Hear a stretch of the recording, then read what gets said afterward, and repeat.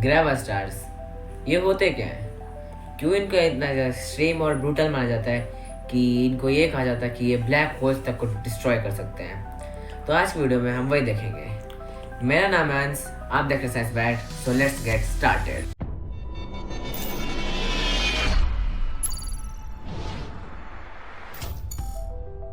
तो ग्रेवा स्टार्स बनते कैसे हैं?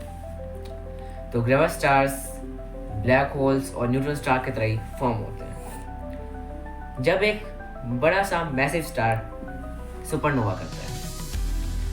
मैंने अपने प्रीवियस वीडियोस में सुपरनोवा के बारे में बता रखा है, मगर एक छोटा सा रिकैप दे देते हैं।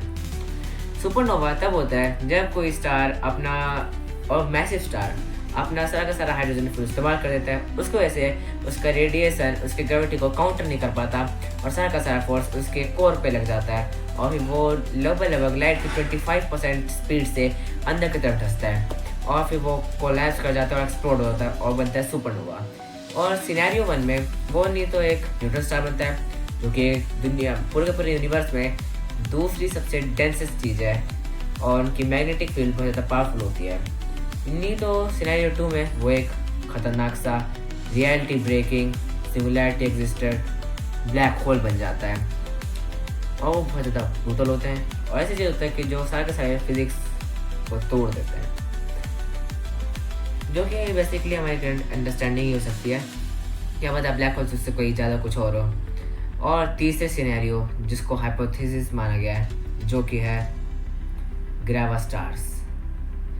तो ग्रेवा स्टार्स को लगभग माना जाता है कि उनका साइज होता होगा लगभग एक लंदन के शहर जितना बड़ा और वो कोई बहुत ज़्यादा मैसिव ऑब्जेक्ट नहीं होते, वो हल्के ही हो जाते।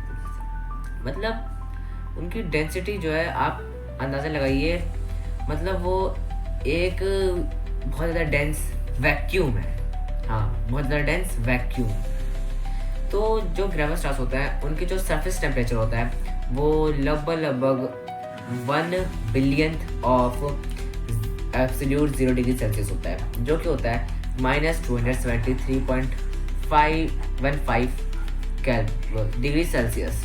ये होता है एब्सोल्यूट 0, जहाँ पे जाके इससे कम टेम्परेचर कोई भी और एटम इस यूनिवर्स में नहीं कर सकता। और अगर हम उनको कॉस्मिक वेव बैकग्राउंड्स में भी देखें तो बहुत ज़्यादा ही ठंडे दिखते हैं। मतलब आसपास का कॉस्मिक वेव बैकग्राउंड भी उनके सामने गर्म दिखता है, बहुत ज़्यादा ठंडा होता है।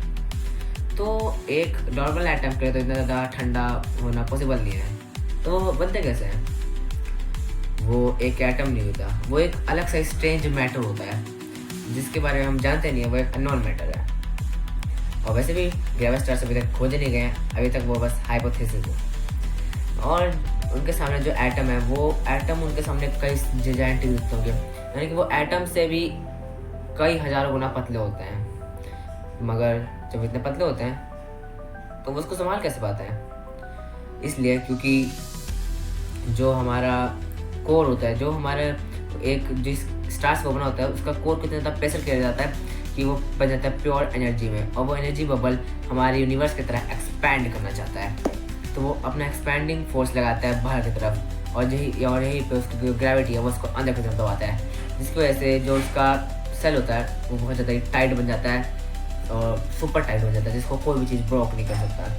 और अगर हमें सिर्फ उसको बस 1 से 2 मीटर ही बढ़ा करना है तो हमें लगभग एक पूरी की पूरी सुपरनोवा की एनर्जी लगेगी, इतना ज़्यादा वो टाइट होता है। तो उनका जो इनर स्ट्रक्चर बताएं तो उनका इनर स्ट्रक्चर बहुत ज़्यादा सिंपल है। सबसे पहले क्रस्ट उनका जो कि बहुत ज़्यादा टाइट है और फिर अंदर जाते हैं वैक्यूम, कुछ नहीं है वहाँ पे, बस बीच में एक प्योर एनर्जी का सोप बबल है जो कि एक्सपैंड हो यूज़ करता है। तो वो कुछ है नहीं उसके बीच में, तो वो है क्या चीज़?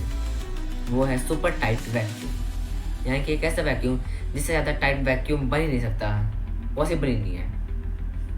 वो इतने ज़्यादा एक्सट्रीम होते हैं और उनका आज तक खोजा नहीं गया क्योंकि वो बहुत ज़्यादा टाइट होते हैं। मतलब वो जो उनको डार्क होते थे, उनके अंदर टेम्परेचर कम होता है, उनको ढूंढा ही नहीं जा सकता।